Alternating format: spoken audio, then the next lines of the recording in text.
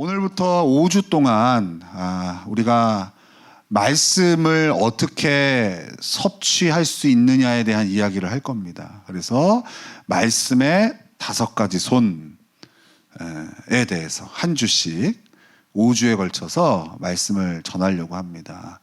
자, 한번 오른손을 펴볼까요? 오른손을 펴서 자, 한번 따라해요. 새끼손가락부터 듣기, 읽기, 공부하기, 암송하기, 묵상하기.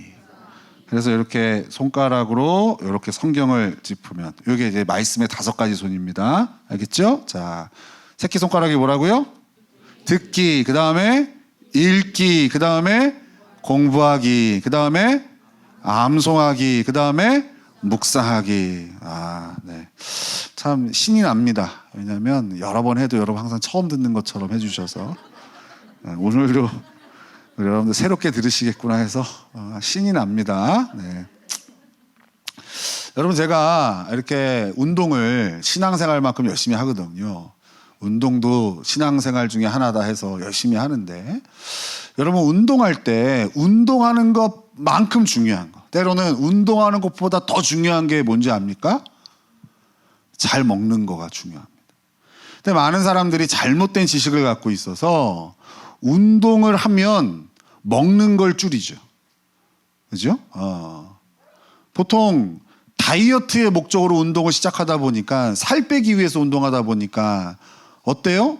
운동은 열심히 하고 먹는 것을 안 먹거나 줄입니다. 그래서 어떻게 됩니까? 운동하면 사람들이 다 힘이 빠지고 기운이 없고 피골이 상접하고 의욕을 잃고, 그렇게 해서 어떻게 목표하던 바를 이뤄요. 한 3kg를 감량했어요. 그런 다음에는 어떻습니까? 이렇게는 못 살겠다 해서 먹고 죽은 귀신이 때깔도 좋다더라 하면서 막 먹고, 또 먹으면 어떡합니까? 운동을 안 합니다. 이상하게 운동과 먹는 것을 이렇게 반비례로 생각하는데, 여러분 영양소를 제대로 섭취하지 않은 운동은 오히려 독이 됩니다. 그래서 여러분들이 운동도 열심히 하고 또 영양분도 잘 섭취하면 몸이 건강해지면서 여러분이 보기에도 좋은 몸을 갖게 되어지고, 또 보기에만 좋은 게 아니라 실제로도 건강해집니다. 그래서 그 운동을 가르쳐 주시는 선생님들이 이렇게 얘기해요. 운동과 먹는 것은 같이 가야 된다. 어떤 분은 헬스장에서 이렇게 만나서 오래 운동하신 분이 저한테 그렇게 얘기하더라고요. 운동이 3이라면 먹는 게 7이다 이렇게 얘기합니다. 그죠? 물론 뭘 먹느냐는 또 중요하죠. 이렇게 얘기했다고 해서 막 그냥 삼겹살에 막 라면에 막 국물까지 다 먹고 막 열심히 먹으라고 그랬어 그래가지고 그러면 또 안 되겠죠. 그죠? 몸에 좋은 것, 단백질, 지방, 탄수화물 이렇게 골고루 먹어줘야 되겠죠. 신앙생활도 마찬가지입니다, 여러분. 하나님의 말씀을 잘 섭취하지 않는 사역, 열심, 그 모든 것들은 오히려 독이 될 때가 많아요. 근데 사람들은 실제로 어떻게 신앙생활 하나 가만히 보면 말씀을 어떻게 섭취하냐보다 무엇을 하고 있느냐에 더 관심을 둡니다. 여러분 한번 다른 교회 성도님들 중에 친구가 있다면 만나서 교제를 해보십시오. 그럼 주로 어떤 얘기들을 하냐면 교회에서 내가 어떤 일들을 하는지에 대한 얘기를 합니다. 지난주 주일날 내가 새벽 예배부터 일부 예배 참석해서 그 다음에 뭐 식당 봉사하고 설거지하고 그 다음에 주일학교 교사하고 뭐 성가대하고 눈코 뜰 새가 없었어. 이거 뭐 주일이 안식일이 아니라 완전히 일하는 날보다 더 힘들어. 주로 이런 얘기들을 하는 것들을 많이 보게 될 겁니다. 그죠? 만약 이런 얘기가 아니라면 주로 이런 얘기를 하겠죠. 어제 목사님은 되게 머리 스타일이 이상하더라고. 저기 박 집사는 이상하게 옷을 맨날 올 때마다 똑같은 걸 입고 와. 이 집사는 재수 없어. 막 이런 얘기들, 그죠? 주로 이런 얘기들을 할 겁니다, 분명히. 그러니까 사람들이 실제로 교회 안에 있는 사람들이 하나님의 말씀을 어떻게 섭취하냐에는 별로 관심이 없고 어떤 일을 하고 있느냐에 관심을 가져요. 그러니까 어떻습니까? 공급되는 게 잘 안 되고 해야 되는 것들을 하다 보니 마치 다이어트를 목적으로 운동하는 사람들과 똑같은 상태가 되어집니다. 신앙생활을 하는데 하나도 즐겁지 않아요. 신앙생활을 하는데 오히려 지쳐요. 신앙생활을 하는데 오히려 분노가 치밀고 신앙생활을 하는데 오히려 쉬고 싶은 마음들. 왜요? 먹지 않고 운동하니까. 그랑 똑같은 일들이 실제로 우리의 삶에서 신앙생활에서 펼쳐지는 거예요. 그래서 오늘부터 우리는 5주 동안 이 하나님의 말씀을 어떻게 잘 섭취할 수 있을지에 대해서 배울 거예요. 어떻게 하면 잘 먹을 수 있을까? 이게 너무 중요하기 때문에. 그래서 그 섭취하는 방법이 아까 말씀드린 그 말씀의 5가지 손이에요. 다시 한번 오른손을 펴볼까요? 자, 새끼손가락부터 따라하겠습니다. 듣기, 읽기, 공부하기, 암송하기, 묵상하기. 이 5개. 그죠? 이걸 한 주씩 할 겁니다. 자, 오늘은 그럼 뭐 할까요? 맞습니다. 듣기 할 겁니다. 여러분, 말씀을 섭취하는 가장 기본적인 방법이 바로 듣기입니다. 읽기, 공부하기, 암송하기, 묵상하기는 이렇게 생각하면 돼요. 내가 마트에 가서 재료를 다 사서 그것을 레시피대로 요리를 해서 맛있게 그릇에 담아서 먹는 것까지가 읽기, 공부하기, 암송하기, 묵상하기라면, 듣기는 누군가가 요리를 잘해서 뭐 하기만 하면 되는 거예요? 먹기만 하면 되는 거예요. 그러니까 여러분, 이렇게 누가 해준 것도 잘 못 먹으면 어떻게 스스로 그 모든 것들을 준비해서 먹기까지 하는 일을 할 수 있겠냐고요. 여러분, 신앙생활에서 이렇게 오늘 예배를 통해서 듣는 이 하나님의 말씀도 못 듣는데 어떻게 여러분 스스로 성경을 펴서 하나님의 말씀을 정상적으로 들을 수 있겠습니까? 그러니까 이 듣기는 가장 말씀을 섭취하는 기본이면서도 가장 중요하다 얘기할 수 있어요. 문을 여는 거다라고 말씀드릴 수 있는 거예요. 그럼에도 불구하고 가장 신앙생활에서 안 되는 게 뭘까요? 듣기입니다. 듣기가 잘 안 됩니다.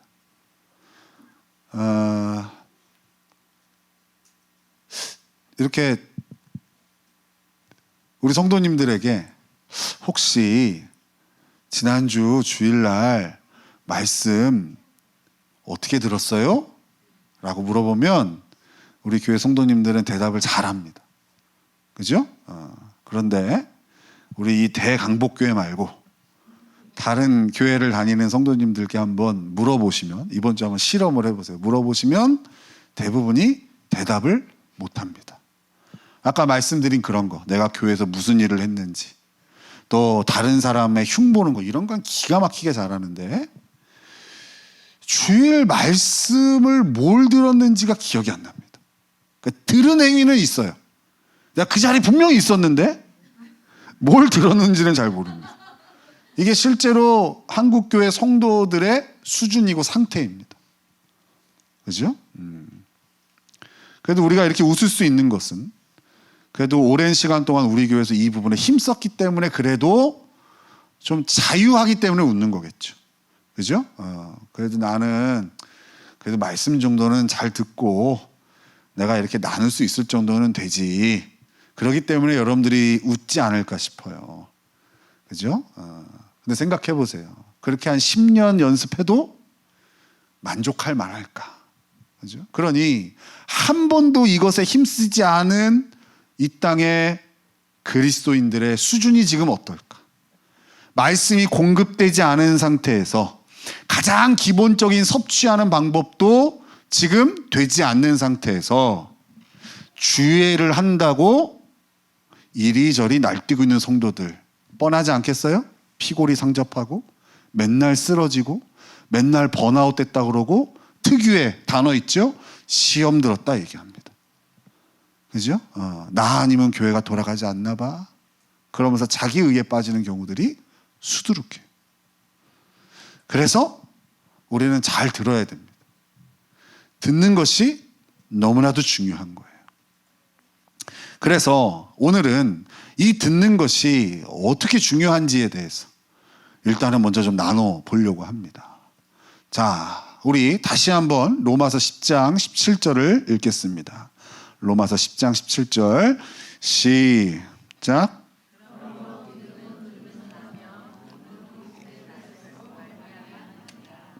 여기 보니까요, 믿음이 나와요. 믿음. 신앙생활은요, 믿음이 없으면 아무것도 아니죠. 그죠? 믿음이 참 중요합니다. 근데 이 믿음이 뭐와 연결되어 있어요? 듣는 것과 연결되어 있어요. 믿음이 듣는 것과 연결되어 있어요. 그래서 듣는 게 중요해요. 그런데 우리는 이 믿음이 어떤 건지, 믿음이 얼마나 중요한 건지를 잘 모르니까 이 듣는 것에도 소홀할 가능성이 커요. 그래서 일단은 성경에서 말하는 믿음에 대해서 일단 우리가 한번 정리를 하고 갈게요. 여러분, 성경에서는요, 믿음을 두 가지 정도로 분류해요. 원래 한 덩어리인데 분류하자면 그래요. 두 가지로. 첫 번째는 태어나는 믿음이에요. 어떤 믿음이라고요? 태어나는 믿음. 우리가 예수님을 믿고 거듭날 때에 필요한 믿음이죠. 그죠? 예수님을 나의 구원자와 또 주님으로 믿는 믿음, 이것이 바로 태어나는 믿음입니다. 그럼 또 하나의 믿음은 뭘까요? 생활하는 믿음입니다. 이제 거듭난 그리스도인들이 그 하나님 말씀대로 순종하며 살아가는 데 필요한 믿음이 바로 생활하는 믿음, 잘하는 믿음입니다. 그럼 먼저 이 태어나는 믿음에 대해서 우리가 성경에서 어떻게 얘기하고 있는지를 몇 구절 찾아보겠습니다. 자, 요한복음 5장 24절입니다. 자, 앞에 띄워놨습니다. 준비를 다 해놨으니까 오늘은 쭉쭉 읽고 가겠습니다. 요한복음 5장 24절 시작. 내가 진실로 진실로 너에게 이르노니 내 말을 듣고 또 나 보내신 이를 믿는 자는 영생을 얻었고 심판에 이르지 아니하나니 사망에서 생명으로 옮겼느니라. 아멘. 여기 보니까요, 믿으면 뭘 얻어요? 영생을 얻는데요. 그리고 심판에 이르지 않는데요. 우리 예수님께서 우리의 죄값을 다 십자가에서 지불하셨잖아요. 죄값이 지불됐으니까, 우리가 받아야 될 죄값을 다 지불하셨으니까 우리한테 죄값을 요구하지 못해요. 그래서 우리가 심판에서 면제가 된 거예요. 그래서 영원히 죽을 수밖에 없는 우리가 사망에서 생명으로 옮겨졌어요. 이 모든 것이 뭘 통해서 이루어지는 거예요? 믿음을 통해서. 하나님께서 예수님을 통해서 하신 일을 믿음으로 우리는 이 영원한 생명을 얻어요. 거듭나는 거예요. 태어나는 거라고요. 그런데 여러분, 이 믿는 것 앞에 어떤 동사가 있습니까? 듣고가 있죠. 내가 진실로 진실로 너에게 이르노니 내 말을 듣고. 여러분, 이 태어나는 믿음은 듣는 것에서 시작됩니다. 그러겠죠? 자, 그럼 다른 곳에서 또 이 태어나는 믿음을 어떻게 소개하는지 봅시다. 사도행전 2장 37절에서 38절입니다. 사도행전 2장 37절에서 38절 같이 읽겠습니다. 시작. 그들이 이 말을 듣고 마음에 찔려 베드로와 다른 사도들에게 물어 이르되 형제들아 우리가 어찌할꼬 하거늘 베드로가 이르되 너희가 회개하여 각각 예수 그리스도의 이름으로 세례를 받고 죄 사함을 받으라. 그리하면 성령의 선물을 받으리니. 여러분, 그 믿음 안에는 회개가 들어 있습니다. 회개 없는 믿음은 없어요. 즉 우리가 죄인임을 인정하고 그 잘못을 뉘우치고 그리고 이제 내가 살던 길에서 돌이키겠습니다. 이제는 내가 주인이 아니라 예수님이 내 인생의 주인이십니다. 이 고백이 태어나는 믿음이에요. 지금 베드로의 설교를 통해서 수천 명의 사람들이 회개하고 있어요. 그런데 이 일이 뭐로부터 시작된 거예요? 듣는 것에서 시작된 거예요. 베드로의 설교를 들음으로, 하나님 말씀을 들음으로 그들이 마음에 찔리게 되었고 회개하여 죄 사함을 얻게 되는 거예요. 자, 하나 더. 계시록 3장 20절이에요. 계시록 3장 20절 같이 읽겠습니다. 시작. 볼지어다 내가 문 밖에 서서 두드리노니 누구든지 내 음성을 듣고 문을 열면 내가 그에게로 들어가 그와 더불어 먹고 그는 나와 더불어 먹으리라. 여기 보니까요, 이 말씀은 라오디게아 교회에 예수님께서 사도 요한을 통하여 하신 말씀이에요.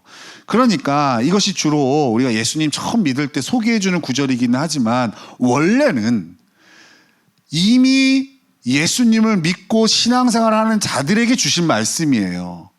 그죠? 그러니까 교회 안에도 신앙생활을 하지만 아직 예수님을 마음의 주인으로 모시지 않은, 거듭나지 않은 성도들이 있다는 얘기죠.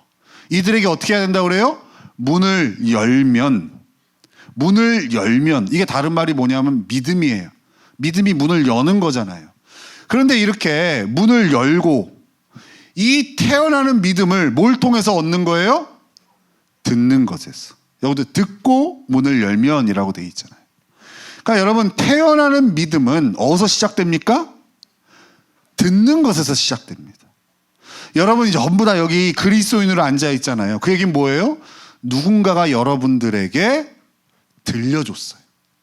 입을 열어서 복음을 소개해 줬기 때문에 여러분들이 그 말씀을 듣고 문을 연 거예요.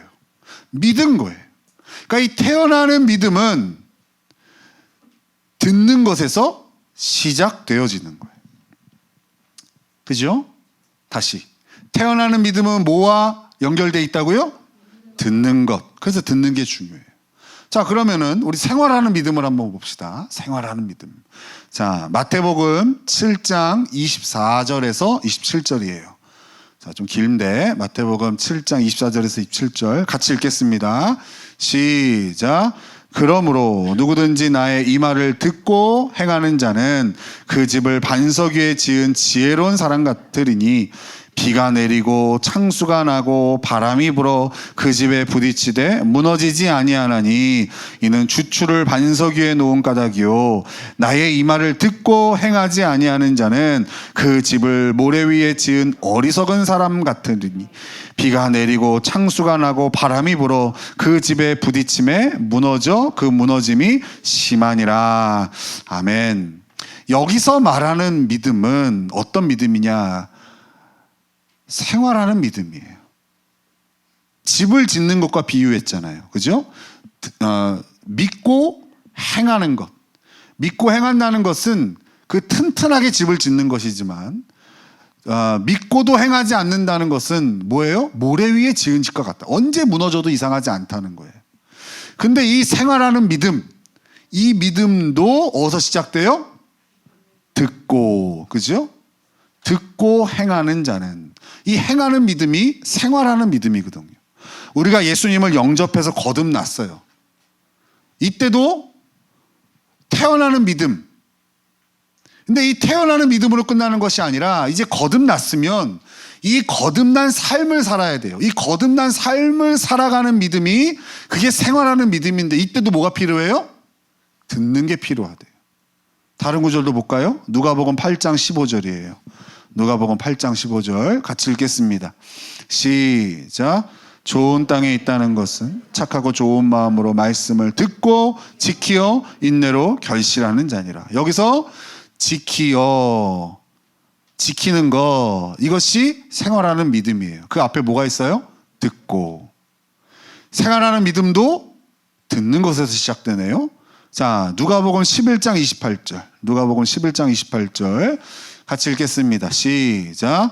예수께서 이르시되 오히려 하나님의 말씀을 듣고 지키는 자가 복이 있느니라 하시니라. 이 순종하는 믿음, 생활하는 믿음, 뭘로 시작되는 거예요? 이것도 듣고.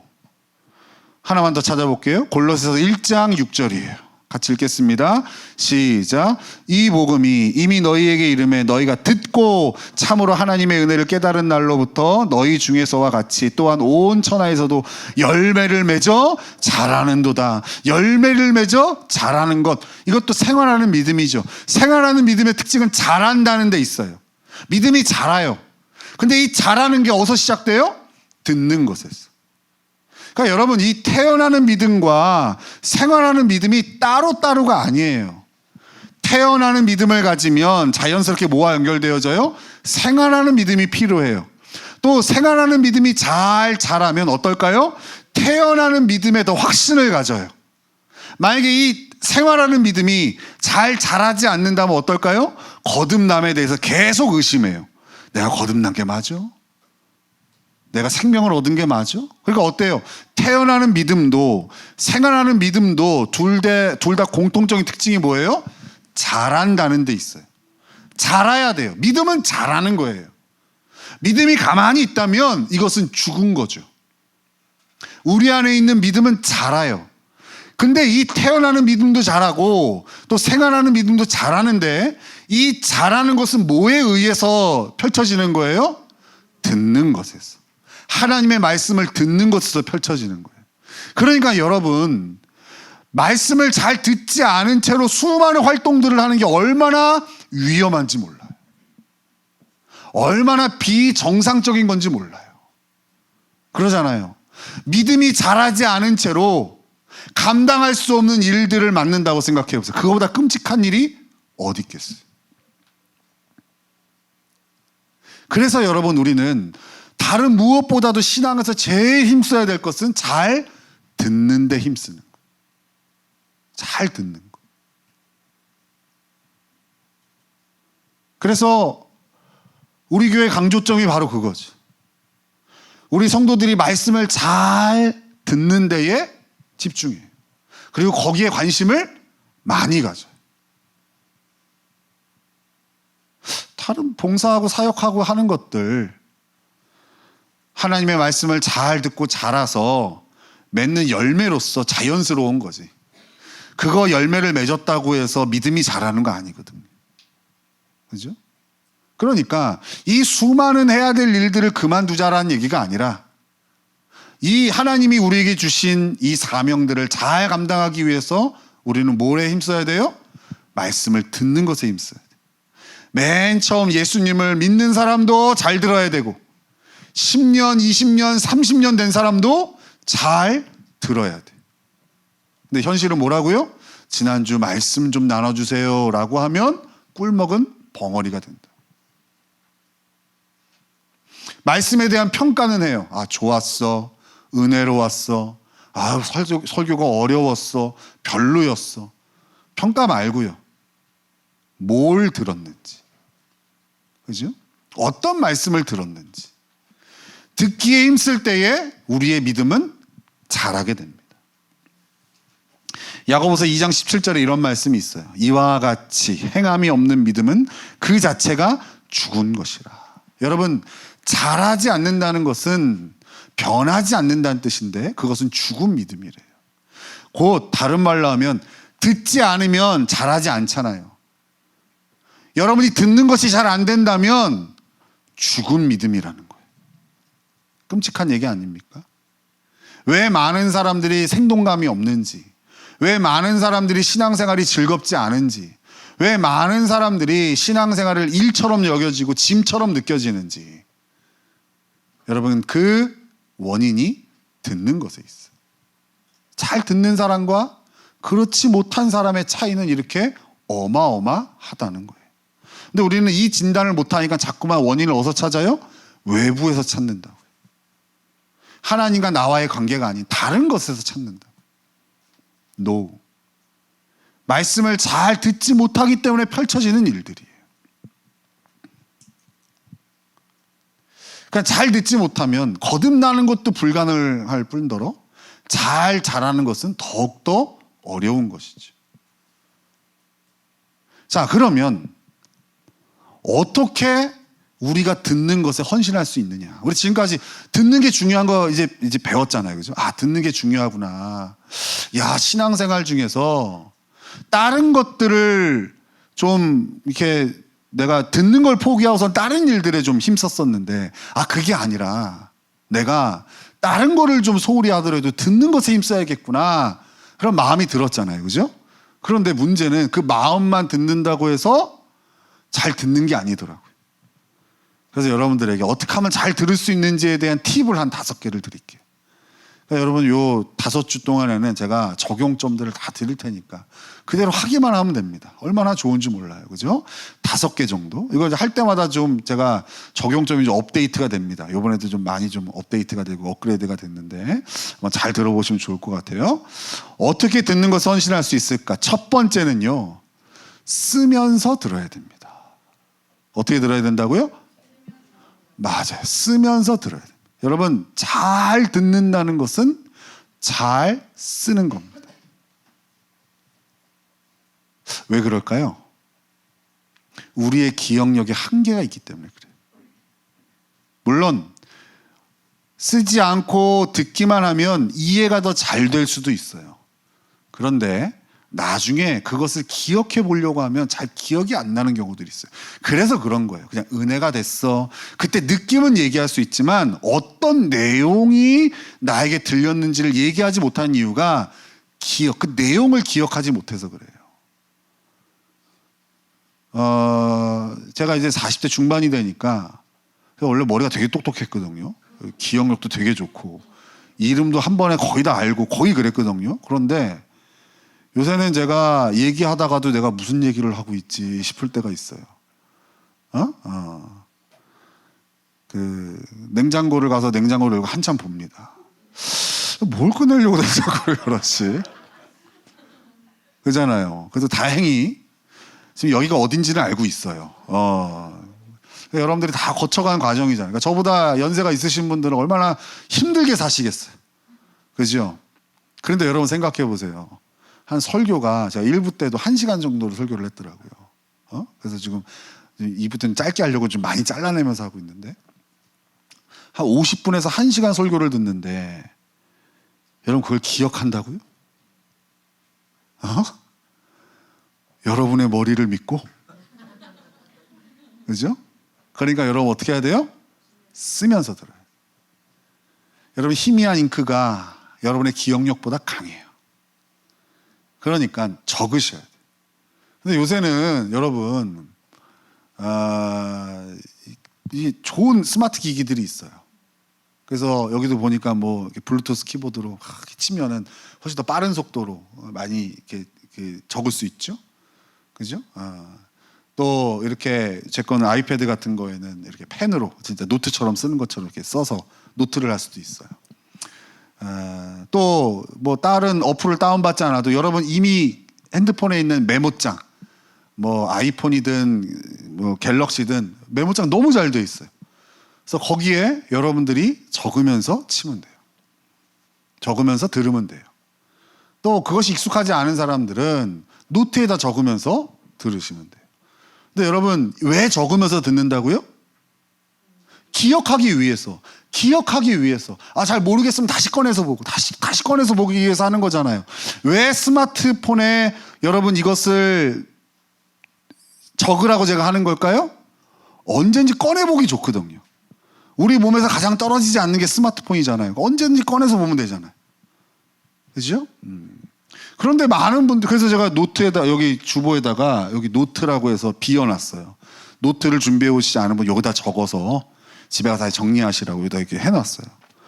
근데 이렇게 나중에 보면은요, 여기다가 깨알같이 적어놓고 교회 놓고 갑니다. 노트를 막 써놓고 책꽂이에 꽂아놓고 갑니다. 그러니까 그냥 적는 것만 하는 거죠. 왜 적는지에 대해서 고민이 없는 거예요. 이게 왜 적죠? 기억하기 위해서 꺼내보려고 하는 거예요. 여러분의 머리로는, 미안합니다. 저와 여러분의 머리로는 꺼내보는 게 한계가 있으니까. 그런데 여러분 적어놓은 거 여기다 두고 가면 무슨 소용이 있어요. 그냥 적는 거를 졸지 않기 위해서 정도밖에 안 되는 거죠. 그렇죠? 그러니까 어떻게 해야 돼요? 반드시 적으셔야 돼요. 그리고 자주 꺼내보셔야 돼요. 첫 번째 팁, 어떻게 하라고요? 맞아요. 쓰면서 들어야 됩니다. 두 번째, 어떻게 듣는 거 선실할 수 있을까? 두 번째, 반복해서 들어야 됩니다. 어떻게 들어야 된다고요? 반복해서 들어야 됩니다. 여러분, 이 현장에서 여러분들 말씀을 듣습니다. 자, 생생하게 들어요. 그리고 주중에 한 번 더 말씀을 듣는 겁니다. 그죠? 제가 이 교회에 와서 새롭게 뭔가를 한 건 그렇게 많지 않아요. 이미 기존에 있던 것들을 그냥 큰 변화 없이, 오히려 뭐 없애면 많이 없앴지 새로 한 건 별로 없어요. 그런데 새로 한 것 중에 하나가 말씀 파일을 제공하는 거예요. 녹음을 해서 성도들이 주중에 들을 수 있도록 배포하는 일을 하는 거예요. 요새는 세상이 더 좋아져서 이제 코로나 시대를 거치면서 교회마다 다 유튜브에 말씀을 올려요. 우리도 이제 유튜브 올리기 전에 밴드에 올렸었죠. 그죠? 그러니까 우리는 세 가지로 올려요. 하나는 음성 파일만 해서 우리 단톡방에 올리고요. 카카오톡. 그 다음에 밴드로 이 예배 실황을 올리고, 그 다음에 그거를 이제 말씀만 편집해서 유튜브에 올려요.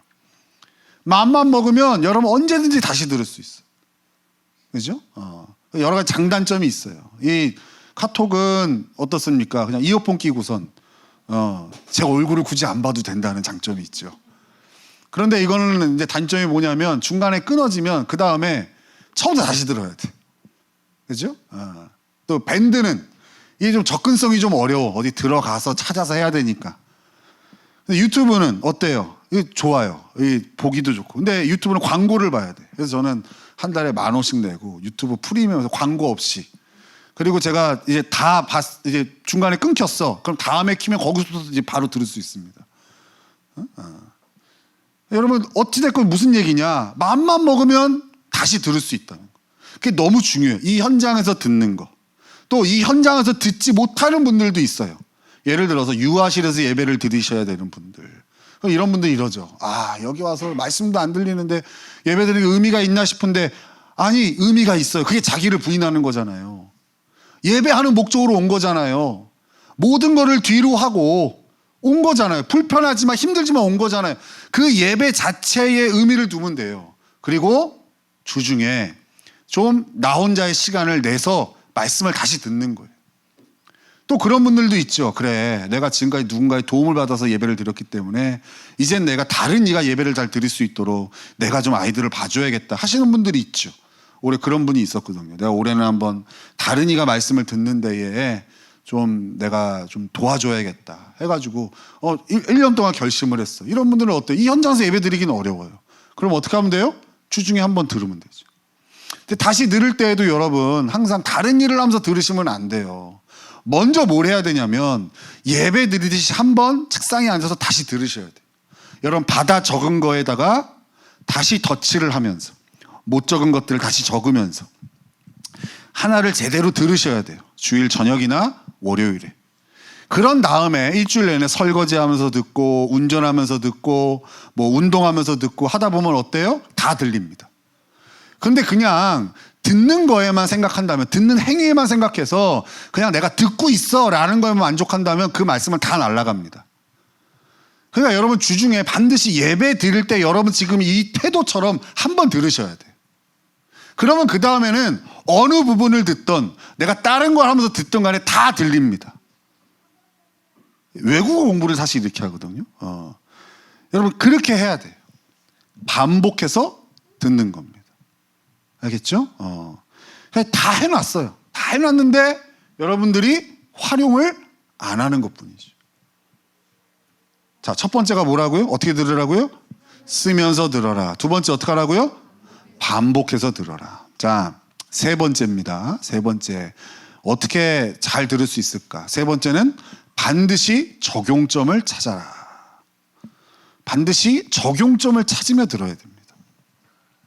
여러분, 메시지를 들을 때에 이것은 지적인 호기심을 채우기 위한 게 아니에요. 물론 여러 설교할 때에 배경 지식이라든가 이런 부분들을 제공을 합니다. 물론 그 재미도 쏠쏠하죠. 이 본문의 배경을 알아가고 또 원어의 뜻을 알아가고 이런 것들 재밌고 좋습니다. 그런데 여러분, 단순히 지적인 즐거움을 위해서 말씀을 듣는 게 아니죠. 아까 얘기했듯이 우리의 생활하는 믿음은 반드시 삶에서 열매를 맺는 거예요. 즉 삶이 변하기 위해서 말씀을 듣는 거라고요. 그죠? 그래서 말씀을 들었다면 그 말씀대로 열매를 맺고 있는지 반드시 체크를 해야 돼요. 내가 말씀을 들었어, 쓰면서 들었어, 반복해서 들었어, 그냥 듣는 행위로만 만족하면 안 된다. 그건 듣는 게 아니라고요. 듣고 지키어 열매를 맺는 것까지가 듣는 거예요. 그러려면 뭐 해야 돼요? 적용점을 찾아야 돼요. 오늘 이 말씀을 듣고 그래, 내가 한 주 동안 이 말씀 갖고 이렇게 살아야겠다라고 적용점을 찾고 살아야 돼요. 살다 보면 뭘 들었는지가 계속 생각나요. 내가 왜 섬기고 있지? 왜 자비를 베풀려고 하지? 왜 분노하지 않으려고 하지? 왜 내가 기도에 힘쓰지? 하나님 이렇게 말씀하셨지. 이게 자동으로 반복이 되어져요. 근데 적용점이 없으면 어떻게 될까요? 적용점을 찾지 않는 느끼는 머리만 커져요. 그러니까 머리만 커지면 어떻게 될까요? 평가합니다, 설교를. A+. 오늘 목사님 A+.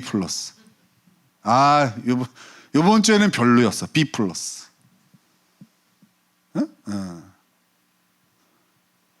베드로라고 얘기해야 되는데 바울이라고 얘기했어. X 이렇게 되는 거예요. 그죠? 그러니까 설교를 이렇게 듣는 게 이렇게 평가하면서 듣는 게 사실은 우리나라 성도들에게 굉장히 많이 훈련돼 있어요. 듣는 것이 훈련이 안 돼 있다 보니까 평가하는 거에 훈련돼 있어요. 훈련이라기보다 그렇게 되어져 있어요. 실제로. 그러니까 여러분 보세요. 설교 들은 것에 대해 내용을 나누기보다 주로 평가를 많이 해요. 어느 교회 목사님 설교 좋대. 역시 큰 교회 목사님은 달라. 이 본문을 이렇게 설교를 해? 다 평가죠. 내가 무슨 은혜를 받았고 어디에 힘써야 되고 이게 관심이 없죠. 그러니까 힘써야 된다고. 뭐에 힘써야 돼요? 변화되기 위해서. 그러려면 적용점을 찾으며 들어야 돼요. 오늘 같은 경우에는 적용점을 다 주잖아요. 그죠? 이거에 힘쓰는 거예요. 여러분 힘쓰면서 듣는 거예요. 그게 듣기예요. 네 번째. 자, 다시. 여러분의 기억력을 제가 믿지 못하기 때문에. 자, 첫 번째. 어떻게 들으라고요? 두 번째는, 세 번째는, 맞아요. 반드시 적용점을 찾아요. 네 번째입니다. 여기서부터는 좀 업데이트 된 겁니다. 네 번째, 다섯 번째는. 네 번째는 반드시 누군가와 나눠야 됩니다. 어떻게 해야 된다고요? 맞아요. 반드시 누군가와 나눠야 돼요. 여러분, 제가 우리 교회 학가다를 갖고 오면서 여러분들에게 우리의 뇌 구조를 많이 설명해 드렸어요. 우리의 뇌는요, 우리의 전두엽이라는 곳은 내가 스스로 말한 거에 가장 큰 영향을 받아요. 다른 사람이 나한테 얘기한 거는 한 10% 영향을 받는다면 내 입으로 스스로 얘기한 거 한 70% 영향을 받아요. 그러니까 아무리 다른 사람이 나를 막 욕해도 사실은 별 영향이 없어요. 그런데 그것을 받아서 나 되게 이상한가? 나 진짜 바본가? 이렇게 하는 순간 뇌는 반응을 합니다. 너 바보야 이렇게. 진짜로. 그래서 자기 미화 같은 거는 되게 위험한 거예요.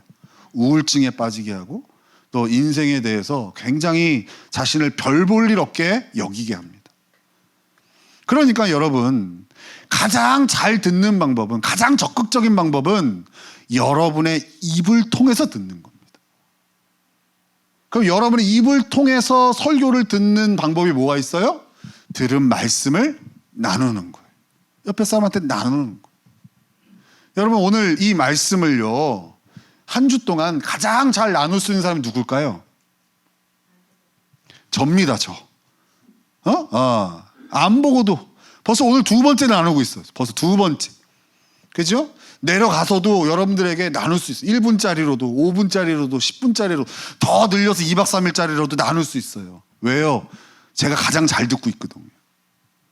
근데 많은 성도들은 설교를 들을 때 입을 꾹 다물고 있죠. 나가서도 입을 꾹 다물고 있죠. 그죠? 그러니까 우리의 전도엽은 뭐에만 반응해요? 남 욕할 때, 평가할 때, 그잖아요. 푸념할 때. 우리의 입으로 하나님이 주신 말씀을 나눌 때 우리의 전도엽이 반응해요. 진짜예요. 그래서 너무 감사해요. 제가 설교자로 산다는 게. 한편으로는 제가 여기 앉아서 가장 못 듣는 사람이 하나님 설교자로 세우신 거죠. 너 좀 잘 들으라고. 여러분 반드시 옆에 사람한테 물어봐야 돼요. 어떻게 말씀을 들으셨어요? 근데 그것은 사람들이 이런 경우들이 있어요. 이렇게 좀 교제하기 위해서 이걸 가르쳐 드렸더니 지사님 오늘 말씀 어떻게 들으셨어요? 예, 저는요 오늘 이런 은혜를 받았고 말씀을 제가 잘 듣지 못하고 있더라고요. 제가 한번 이번에 쓰면서 한번 들어보려고요. 네, 참 은혜가 됩니다 하고 가더라고 이렇게. 아니 왜 물어봤냐면 지껏 나누게 하려고 가자마자 물어보면 이상해 보이잖아요. 이렇게 뭐 앞뒤도 없이 그냥 하면은 맥락 없이 그잖아요. 우리 이용호 집사님 그런 거 잘하잖아요. 와가지고 이렇게 빌드업 없이 그냥 그냥 필요한 것만 딱 내놓으라고 그러잖아요. 그잖아요. 이상하잖아요. 그러니까 어떻게 해요? 처음에 인사처럼 하는 거죠. 말씀 좀 나눠달라고. 그럼 물론 상대방을 통해서 듣는 말씀도 은혜가 되지만 그걸 통해서 저는요 이렇게 들었어요 라고 하면서 나누기 위해서 하는 거예요. 그러니까 여러분 반드시 말씀을 들었으면 여러분 입으로 나누셔야 됩니다. 그죠? 우리 상훈 형제와 하나 자매 너무 좋은데 집에 가면서 나누시면 됩니다. 차 타고 가면서. 집도 좀 멀죠 여기서? 나누기 딱 좋은 시간입니다. 그죠? 여보 오늘 말씀 어떻게 들었어? 나누죠. 그리고 또 여기서 당신은 어떻게 들었어? 나누죠. 그죠? 그러면은 그 자체가 이미 다 한 편이 들어오게 됩니다. 내 입으로 나눈 거기 때문에. 이거는 여러 번 반복해서 듣는 것보다 훨씬 효과적입니다. 근데 많은 사람들이 이 교제의 위력을 잘 몰라요. 그래서 때로는 은혜 받았다고 하는데 오염된 은혜를 가질 때가 많아요. 왜곡된 채로. 근데 나누다 보면 오염되지 않고 원래 의도들을 잘 파악해서 그 안에 새겨집니다. 반드시 여러분 이번 주에 어떻게 하셔야 돼요? 나눠야 됩니다. 입을 열어 나눠야 됩니다. 여러분의 입으로 여러분이 들어야 돼요. 이게 가장 효과적입니다. 자, 마지막 5번째입니다. 자, 4번째까지 정리해 볼게요. 어떻게 하면 잘 들을 수 있다고요? 첫 번째, 두 번째, 세 번째, 네 번째. 반드시. 그죠? 반드시가 들어와 있네요. 자, 마지막 5번째입니다. 마지막 5번째는 어떻게 듣는 것에 잘 헌신할 수 있냐면 5번째, 설교자와 좋은 관계를 위해서 힘써야 됩니다. 뭐라고요? 설교자와, 좀 길어지니까 벌써, 그죠? 다시. 설교자와 좋은 관계를 위해 힘써야 됩니다. 뭐라고요? 여러분, 메시지는 AI가 하는 게 아니에요. 다행히 이제 로봇이 개발되고 뭐 AI 자동화가 되면서 여러 것들이 이제 대체가 될 거예요. 사람이 하는 일을. 그런데 다행히 설교는 AI가 할까요? 로봇이 할 수 있을까요? 구글에다가 딱 치면은 이번 주 설교 그럼 쏙 나오면 여러분 은혜 받고 할까요? 설교는 하나님이 사람을 통해서 예전부터 선지자를 통하여 하나님의 말씀을 선포했잖아요. 그죠? 그러니까 이 메시지는 반드시 메신저를 통하여 전달되게 되어 있어요. 오늘 하나님이 여러분들에게 전하시는 말씀은 저라는 메신저를 통해 전하시는 거예요. 그죠? 그러니까 하나님이 2023년 2월 12일 날 주일에 노형열 목사를 통해서 여러분이 듣기를 원하시는 거예요. 만약에 우리 교회에 지난주 우리 원로 목사님 설교하셨잖아요. 그러면 그 주에는 하나님이 원로 목사님이라는 메신저를 통해서 여러분들에게 말씀을 전하시는 거예요. 그 말씀을 이 사람이라는 인격을 통해서 전하시기를 원하시는 거예요. 그래서 가끔씩 목회자들이 이럴 때가 있어요. 이제 외부의 목사님이 오서 설교를 전하면 성도들이 막 은혜 받았다고 막 좋아해요. 그럼 담임 목사들이 보통 이런 푸념을 들어요. 내가 매주 하는 얘기인데 왜 내가 할 때는 은혜를 못 받고 이분. 그거는 뭐예요? 하나님이 그 외부에서 오신 목사님의 인격을 통해서 그 메신저를 통해서 메시지를 전하셨기 때문에 그래요. 그때 이 메신저가 필요했던 거죠. 오늘 여러분들에게는 노영렬 목사라는 메신저가 필요한 거예요. 하나님이 그렇게 세우셔서 전하시는 거예요. 그런데 아무리 메시지가 잘 준비됐어도 메신저인 저와 관계가 틀어졌다면 전달이 될까요? 안 될까요? 안 됩니다. 안 됩니다. 많은 성도들이 간과하는 게 이거예요. 말씀은 좋은데 하고 점점점 그런 건 있을 수가 없어요. 다른 말로 하면 말씀이 좋다는 얘기는 메신저까지도 내가 받아들이고 있다는 얘기. 하지만 말씀이 들리지 않는다는 얘기는 내가 메신저와 관계가 좋지 않다는 얘기. 여러분, 제가 그 전에 교회에 있을 때에 그때 이제 목사님 은퇴하시고 새로운 후임 목사님을 뽑는 그런 시기였었어요. 한 2번 정도 담임 목사가 이렇게 바뀌어졌어요. 근데 청빙이라고 말은 하지만 이렇게 제가 이 교회 올 때 우리 교회로 이렇게 청빙해 주셔서 제가 왔죠. 근데 보통 교회들은요, 말은 청빙이지만 오디션을 봅니다. 쇼미더머니처럼. 그래서 서류 심사에 통과한 목사님들을 강단에 세웁니다. 그래서 한 주씩 설교를 시켜봐요. 그럼 성도들이 그 설교를 듣고 어떻게 하죠? 평가하고, 그리고 이 목사님이 우리 교회 목사님이 되었으면 좋겠다라고 합니다. 생각해보세요. 한 번의 설교로 그분의 인격을 알 수 있어요? 알 수 없어요. 딱 하나, 그냥 설교 좋은지 안 좋은지 가고서 후임 목사를 뽑는 거예요. 그러니까 성도들이 대부분 한 90%는 후임 목사를 뭐를 가지고 뽑는 거예요? 설교의 퀄리티를 갖고 뽑는 거예요. 저번 교회에서도 최종으로 2 목사님이 올라왔어요. 이 2 목사님한테 설교를 시키더라고요. 근데 한 분은 그냥 설교를 이렇게 그냥 이렇게 정통적으로 했어요. 근데 한 분은 PPT를 준비해 와서 영상을 해갖고 딱 했어요. 누가 됐을까요? 이분이 됐어요. 이분 설교 너무 좋다고 됐어요. 그런데 3년 만에 설교 때문에 쫓겨났어요. 놀랍지 않아요? 정말 많이 달라졌을까요? 아니요. 성도랑 이 목사님, 성도님들이랑 이 목사님하고 관계가 많이 틀어진 거예요. 그러니까 어때요? 아무리 준비를 해도 전달이 안 되는 거죠. 근데 여러분, 따지고 봐서 그건 누구 손해입니까?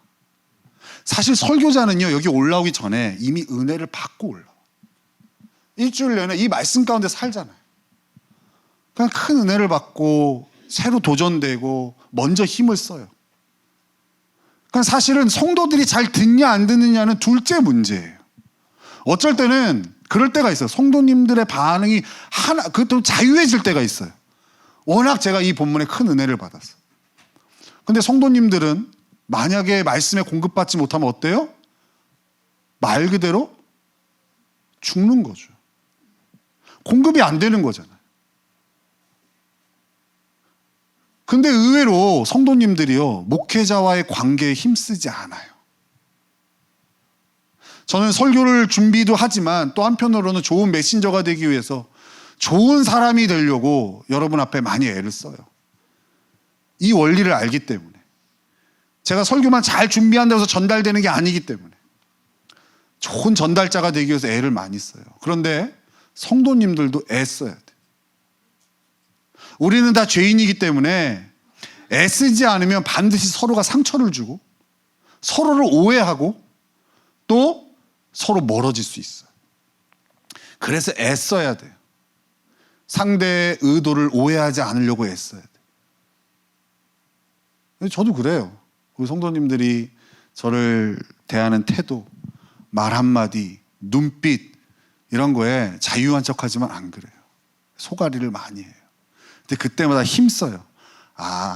나를 미워하는 게 아닐 거야. 내가 미워서 그런 게 아니라 딴 것 때문에 힘들어서 나한테 그렇게 하는 걸 거야. 저분이 저렇게 하는 의도는 나 엿먹으라고 하는 게 아니라 나를 위하는데 표현하는 것이 그렇게 세련되지 못해서 그런 걸 거야 라고 힘씁니다. 왜요? 이유는 딱 하나예요. 이 전달하는 통로로 잘 살기 위해서요. 여러분들도 마찬가지. 메시지를 잘 듣기를 원한다면 메신저와의 관계에 힘써야 돼. 그러면 좀 메시지가 별로더라도 메신저가 괜찮으면 그 별로인 메시지도 잘 듣습니다. 정말로. 그래서 제가 너무 감사했던 게 저번 교회 그래서 그 목사님이 담임 목사 되셨던 분이 식사하면서 저한테 고민을 털어놓더라고요. 설교가 너무 어렵다고.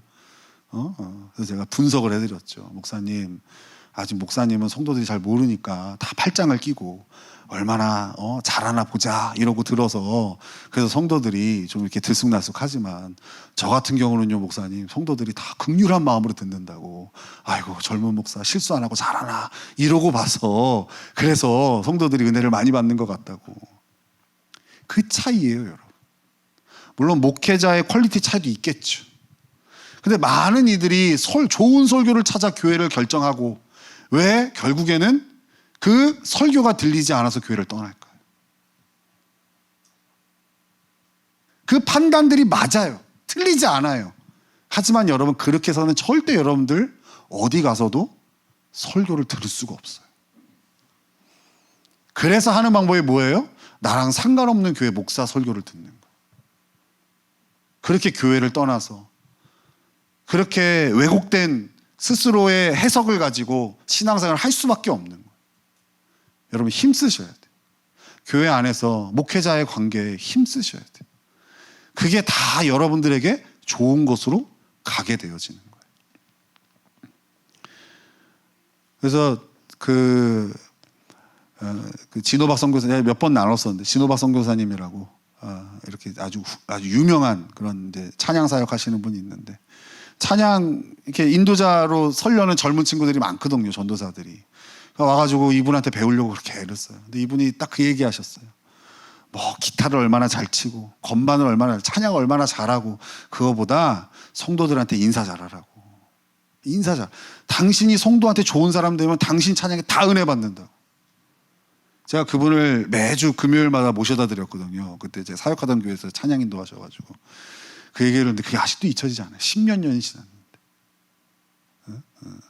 근데 그거는 목회자들이 할 일이고 여러분들도 애를 쓰셔야 돼요. 뭐 가장 좋은 건 목회자 이러라는 얘기가 아니라, 이 관계에 오해가 없도록, 이 통로가 항상 깨끗하게 잘 통로의 역할을 할 수 있도록 여러분 힘쓰셔야 돼요. 제가 혹시 여러분들한테 실수하더라도 여러분들이 우리 목사님 그럴 사람이 아니야, 내가 잘못 들었겠지, 이렇게 애를 쓰셔야 된다고요. 마음에 안 들면 하지 말고요.